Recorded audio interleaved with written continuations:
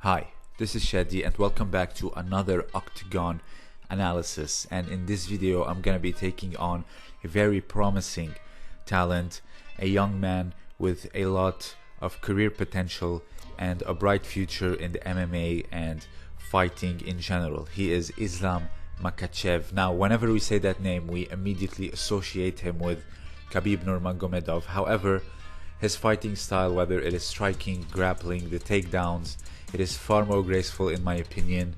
Khabib is like hitting the hammer right on the nail, while Islam is far more graceful. His technique is a bit more aesthetic in my opinion, far more suited or judo-like technique. So let's begin.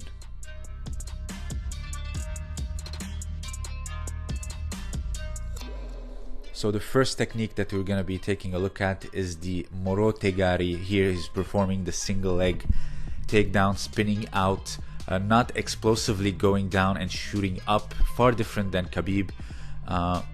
For those of you who don't know, Morotegari is reaping with both hands. So it can be anything. It can be the double leg, the single leg, a body lock, takedown.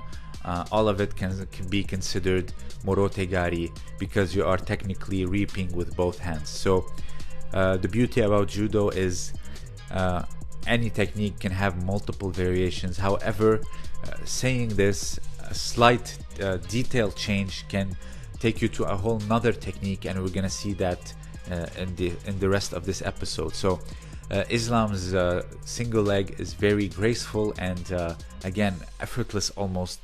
The opponent falls down almost immediately. It's very similar to Andre Galvao's style of takedowns, very calculated. It's not wrestling, it is grappling oriented, not so much slamming someone as you see here in these old judo footage. So again, the Morotegari can be the single leg as you see here, the double leg, and a body lock slam forward.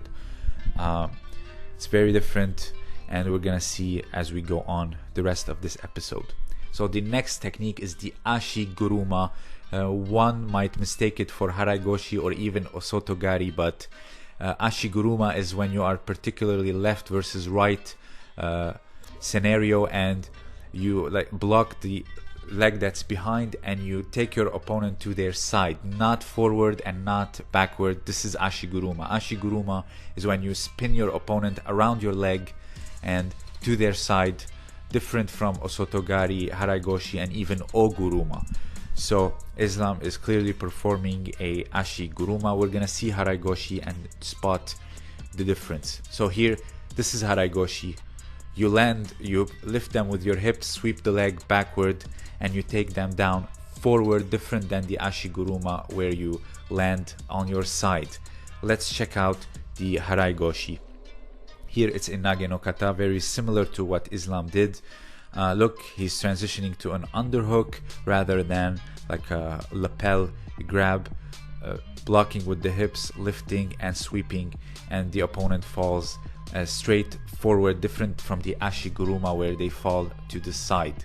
So as I mentioned, you can have multiple variation in the same technique, like Kata Ashi Hishigi can be the straight ankle lock and also the heel hook, or you can just change the direction of the throw and it becomes a different technique altogether. This is the beauty of judo and the beauty of learning terminologies and increasing your overall technical culture and knowledge.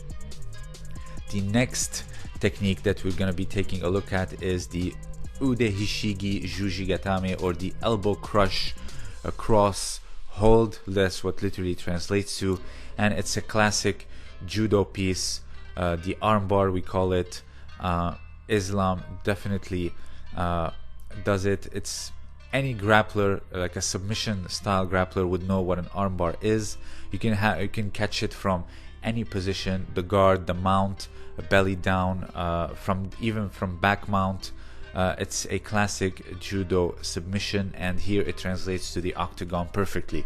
As I've mentioned time and time again, the basics will take you a very long way. Here, almost having like a triangle lock, doing like a hook sweep and transitioning to an armbar from the guard into back, like kind of like taking your opponent on their back, sweeping them, and finishing the armbar. You can get it, as I mentioned, from a slew of positions: mount, back mount, side control, climbing from knee on belly, and getting the armbar. So as I mentioned, ude hishigi, shuji gatame. It's nice to know the terminology of techniques. So you can get it even from the like the guard. You can get a few variations of it. You can hear almost like tilt and have like a shoulder pin, as if you're locking a triangle and then switching to an armbar, which will prevent your opponent from stacking you. And you can just do like the very basic white belt perpendicular shift of like body weight or body shape, and then go for the armbar.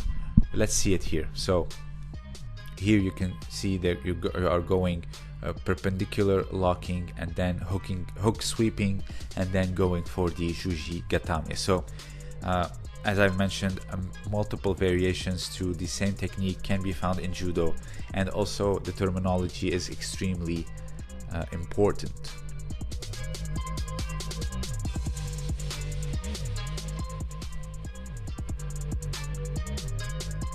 Here, more harai goshi. Here is the hadaka jime, or the rear naked choke. Again, multiple variations to it, a classic judo choke. Here you can see where you clasp your hands together, similar to what Khabib did against Conor, but Khabib locked the jaw and turned into like a neck crank slash choke. Here you can see the one used in no-gi, grappling, and MMA. The most efficient one. Here you can get it from back mount, locking, hooking your legs, and getting it. Again, multiple variations to the same technique. Here from the turtle position, you open up and lock your hands together and get it. All is still considered hadaka jime, or rear naked choke. Here you can see when someone is going from a north-south position, you can prevent them by putting your forearm on their throat and your leg up their back of the neck and connecting them and squeezing in order to get and finish the choke. This is also considered hadaka jime. You don't want to be in this position.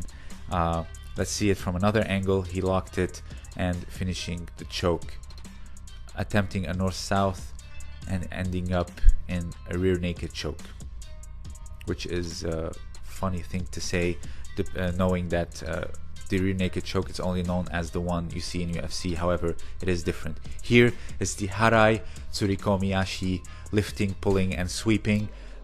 Lands beautifully in the mount. Let's see it. Beautiful sweep forward. Now one might mistake it for sasai tsurikomiyashi, the one that Fedor does, but there is a difference. As I've mentioned, in judo, the slight change of technique can be a different technique. Here, let's see harai tsurikomiyashi.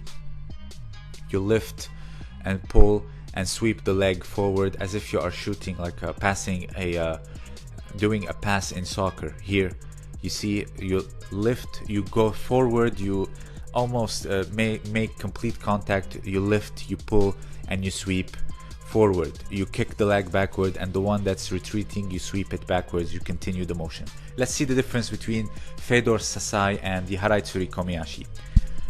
So the sasai is when you block your foot. You both lift and pull, but one is you block, creating a wheel motion and creating the takedown, while the other one is you lift, you pull, and you sweep forward. This is the difference. The sasai is blocking and harai is sweeping. In Japanese is the sasayuru and the harayagieru motion. Again, terminology is crucial when discussing techniques. I think you get the difference now. Here you see one is like blocking the ankle and the other is sweeping the ankle forward. Let's see it again. He has like underhook and overhook. He is clearly sweeping and lands beautifully in the mount. I've never seen something so graceful in MMA as this one. Beautiful technique. Again, different from Khabib altogether. And speaking of the mount, it's called the tate shiho gatame. You can get it with like an arm triangle. You can get it by hugging both arms or pinning them down. Multiple variation. It's all still considered mount. Again, this is the paradox of judo. A little details such as blocking or sweeping can create a different technique, but also here choking with an arm triangle while mounting, and also just doing a simple mount is all still considered tate shiho gatame. This is what's here. You kind of like hug your opponent's head and arms, different from the arm triangle, but it is still considered tate shiho gatame. This is the beauty of judo. It is as Kano said it, like an education from all sorts of aspects, and this is what I like to do, why I like to do these analyses all together. So I figured I put something a bit different in this one here, doing the double leg. It's still considered morotegari, by the way, dissimilar to his single leg. His striking, his takedowns, the way he handles his opponents, take their drive and momentum in order to do a takedown is far different here. Even his striking is a bit different than Khabib. I would argue he is far more graceful in the octagon. Here, another Harai Goshi, taking the opponent forward, not on the side or backwards. His striking is also very much calculated here, doing like a body triangle and the ground and pound. His kicks also different than Khabib. Here is the greatest throw ever, the Uchimata, the inner thigh reap with an overhook on the arm. And let's check it out as a judo variations. You have the Nage no Kata, where you bring your opponent to you, and as they are coming in, you sweep the leg or the inner thigh and they fall in Uchimata. You can just stab your leg straight through and lift them up. That's also Uchimata. You can lift them with the hips and reap the inner thigh afterwards. That's also kind of like Uchimata. Here you can like use your opponent's momentum as they are trying to defend in a Jigotai position. You lift them up using their own momentum and still reaping with Uchimata. Again, many different variations. Here is the Kenken Uchimata, or the hopping Uchimata. That works for someone that's specifically particularly heavier or taller. You go on the outside and you hook the inner thigh and you start hopping, reaping it and falling, taking them down. Here you can have like a pivoting Tobikomi Uchimata, which is just straight up one step. You spin out and using the momentum of the spin in order to take them down. So that was Islam Makhachev for you, a very graceful and promising fighter. I really like his style of takedown, specifically that Harai Tsurikomiyashi, the underhook and the overhook in order to get the takedown. See, no gi needed whatsoever. You just have to adjust your grips and any takedown is possible, whether it is like a sweep ashiwaza, hip technique, the Harai Goshi, and also all the submissions minus the gi chokes, for obvious reasons. So if you enjoyed this video, please let me know down below. If you have anything else to add, also share it. This was Shadi, and thank you for listening.